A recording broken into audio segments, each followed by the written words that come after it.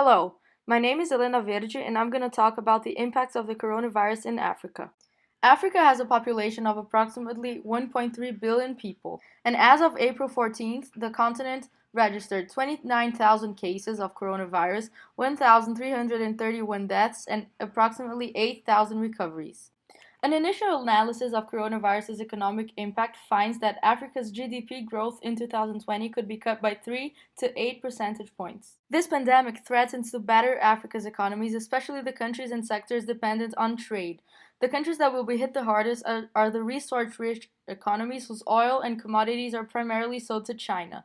Chinese purchases account for 95% of all of South Sudan's exports, for example, 61% of Angola's, and 58% of Eritrea's. Also, in the month of March 2020, oil prices fell by approximately 50%, which will result in increased liquidity issues, lost tax revenues, and currency pressure. Another impact not noticed by many is that closures of schools and universities could create longer-term human capital issues for African economies and could disproportionately affect girls, many of whom may not return to school. Crashing even worse is tourism, a major source of revenue for many African economies. Approximately 67 million tourists visited Africa in 2018, and the industry supports around 24.3 million jobs on the continent and earns about 8.5% of GDP. The coronavirus is also having a major impact on businesses due to social distancing measures, which may be a cure that is as bad as the sickness. The first to feel the effects of stay-at-home restrictions will be the informal business owners and daily wage workers in the urban centers of Africa. Self-employing and family-owned small enterprises make up more than two-thirds of urban employment in Africa. And because they are unregistered and unorganized, they are unlikely to get immediate government support. Because of this, 100 million informal jobs, one-third of the total, are in occupations and sectors that are vulnerable to loss of income during the coronavirus. Also, between 9 and 18 million formal jobs in Africa could be lost or made redundant due to the pandemic crisis.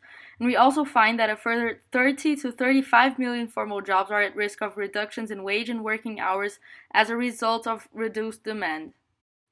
As you can see on the graph, African countries have been imposing severe restrictions on human mobility in order to contain the pandemic.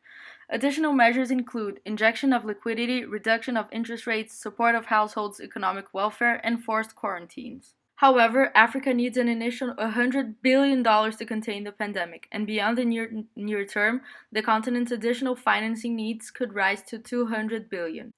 Regarding innovation and technology, Africans are devising mobile tech solutions to contain the spread of the coronavirus. In sub-Saharan Africa, about one-third of people had access to a smartphone in 2018, and more than double the number 4 years later, and that figure is expected to double again by 2025. Welvis created the COVID-19 Triage Tool, a free online tool to help users self-assess their coronavirus risk category based on their symptoms and their exposure history. Depending on their answers, users will be offered remote medical advice or redirecting to a nearby healthcare facility. And this app has been used by more than 380,000 people globally since March 19. The South African government is using the popular WhatsApp chat service to run an interactive chatbot which can answer common queries about COVID-19's myths, symptoms, and treatment.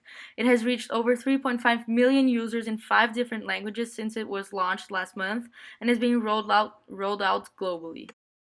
Another example is the app called The Market Garden, created by women market sellers in Uganda, which lets the vendors safely sell and deliver fruits and vegetables to customers as restrictions to promote social distancing come into play.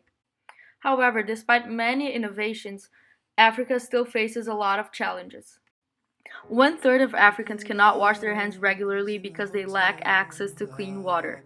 Lack of refrigeration to store perishable foods or medicines makes it hard for most households to comply with stay-at-home orders. And finally, many millions of workers' livelihoods are in jeopardy because they have limited access to broadband connectivity, telework, or other opportunities to maintain basic incomes.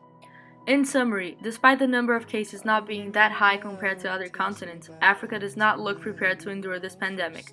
Healthcare systems are incredibly weak in many nations with little preparedness for epidemics, and many sectors are also vulnerable. So, it is natural to expect an unfavorable outcome.